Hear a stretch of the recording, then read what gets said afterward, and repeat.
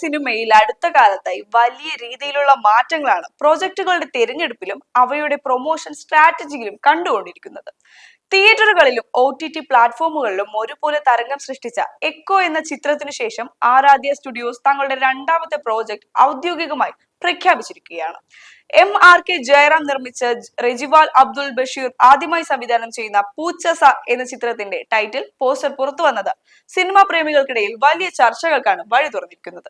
വാഴ 2 ഉൾപ്പെടെയുള്ള ചിത്രങ്ങളിൽ ചീഫ് അസോസിയേറ്റ് ഡയറക്ടറായി പ്രവർത്തിച്ച പരിചയ സമ്പത്തുമായാണ് സംവിധായകൻ എത്തുന്നതെന്നതും ജോമോൻ ജ്യോതിർ, അലൻ ബിൻ സിറാജ് എന്നിവർ പ്രധാന വേഷങ്ങളിൽ അണിനിരക്കുന്നു എന്നതും ഈ ചിത്രത്തിന്റെ ബിസിനസ് വാല്യൂ വർദ്ധിപ്പിക്കുന്നു.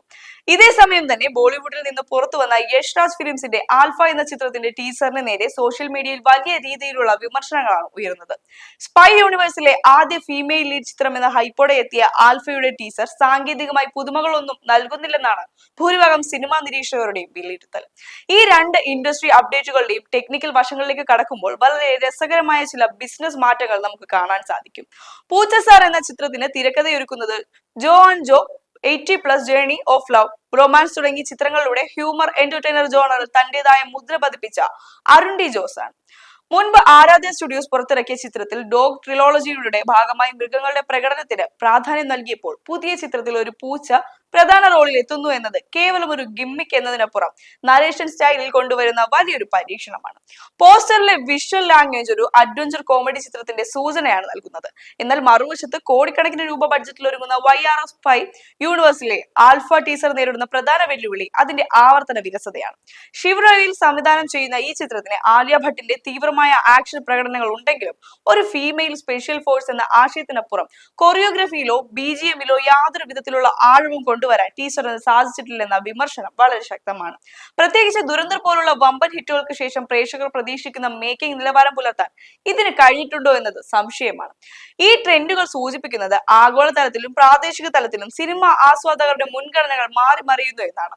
ഒരു കാലത്ത് വലിയ സൂപ്പർ സ്റ്റാറുകളുടെ സാന്നിധ്യവും വമ്പൻ ആക്ഷൻ സ്വീക്വൻസുകളും മാത്രം മതിയായിരുന്നു സിനിമ ബോക്സ് ഓഫീസിൽ വിജയിപ്പിക്കാൻ. എന്നാൽ ഇന്ന് കൊമേഴ്ഷ്യൽ സിനിമകളുടെ ക്രാഫ്റ്റിൽ കൃത്യമായ പുതുമകൾ പ്രേക്ഷകർ ആവശ്യപ്പെടുന്നുണ്ട്. ഹോളിവുഡ് ആക്ഷൻ സിനിമകളുടെ സ്ഥിരം പാറ്റേണുകൾ അതേപടി അനുകരിക്കുന്ന ബോളിവുഡ് സ്പൈ യൂണിവേഴ്സ് ചിത്രങ്ങൾക്ക് നേരെ പ്രേക്ഷകർ വിമുഖത കാണിക്കാൻ തുടങ്ങിയത് ഇതിന്റെ തെളിവാണ്. 2 നായികമാരുള്ള ചിത്രത്തിൽ ഷർവരിയെ പൂർണ്ണമായി ഒഴിവാക്കി ആലിയ ഭട്ടിന് മാത്രം പ്രാധാന്യം നൽകിയുള്ള മാർക്കറ്റിംഗ് സ്ട്രാറ്റജിയും പ്രേക്ഷകർക്കിടയിൽ അതൃപ്തി ഉണ്ടാക്കിയിട്ടുണ്ട്. ഇതിന് വിപരീതമായി മലയാള സിനിമ വളരെ ലളിതമായ ആശയങ്ങളെ പോലും പുതുമയുള്ള അവതരണ ശൈലിയിലൂടെയും ശക്തമായ തിരക്കഥയിലൂടെയും അന്താരാഷ്ട്ര തലത്തിലേക്ക് ഉയർത്തുകയാണ് ചെയ്യുന്നത്. താരമൂല്യത്തെക്കാൾ കഥാപാത്രങ്ങളുടെ ആധികാരികതയ്ക്കും കഥ പറച്ചിലിന്റെ വ്യത്യസ്തതയ്ക്കും പ്രാധാന്യം നൽകുന്ന ഇത്തരം പ്രൊജക്ടുകൾക്കാണ് വരുംകാല മാർക്കറ്റിൽ കൂടുതൽ സാധ്യതയുള്ളത്. തുടർച്ചയായ ഹൈപ്പുകളും സ്ഥിരം ഫോർമുലകളും ഉപയോഗിച്ച് പ്രേക്ഷകരെ തിയേറ്ററിലേക്ക് ആകർഷിക്കാമെന്ന സിനിമാ നിർമ്മാതാക്കളുടെ ചിന്താഗതി തിരുത്തപ്പെടേണ്ട സമയം അതിക്രമിച്ചിരിക്കുന്നു. ആൽഫയുടെ ടീസറിൽ ലഭിച്ച നെഗറ്റീവ് റിവ്യൂകൾ വ്യക്തമാക്കുന്നത് വലിയ ബാനറുകൾ നൽകുന്ന പബ്ലിസിറ്റിയേക്കാൾ പ്രേക്ഷകർ പ്രാധാന്യം നൽകുന്നത് സിനിമയുടെ വിഷ്വൽ ക്വാളിറ്റിക്കും കഥയുടെ പുതുമയ്ക്കും എന്നാണ്. അനാവശ്യമായ സിനിമാറ്റിക് യൂണിവേഴ്സ് നിർമ്മിതികൾ പലപ്പോഴും സിനിമയുടെ ആത്മാവ് നഷ്ടപ്പെടുത്താറുണ്ട്. ഇവിടെയാണ് പൂച്ചസാർ പോലുള്ള സിനിമകൾ ശ്രദ്ധേയമാകുന്നത്. കൃത്യമായ ഹ്യൂമറും സാഹസികതയും ലളിതമായി ബ്ലെൻഡ് ചെയ്തുകൊണ്ട് പുതിയൊരു തിയേറ്റർ അനുഭവം സമ്മാനിക്കാൻ ഇത്തരം പ്രാദേശിക പ്രോജക്റ്റുകൾക്ക് സാധിക്കാറുണ്ട്. വലിയ ബഡ്ജറ്റുകൾ പരാജയപ്പെടുന്നിടത്ത് കൃത്യമായ പ്ലാനിങ്ങും ക്രാഫ്റ്റുമുള്ള ചെറിയ പ്രോജക്റ്റുകൾ ബോക്സ് ഓഫീസ് ഭരിക്കുന്ന കാഴ്ചയാണ് നാം കാണുന്നത്.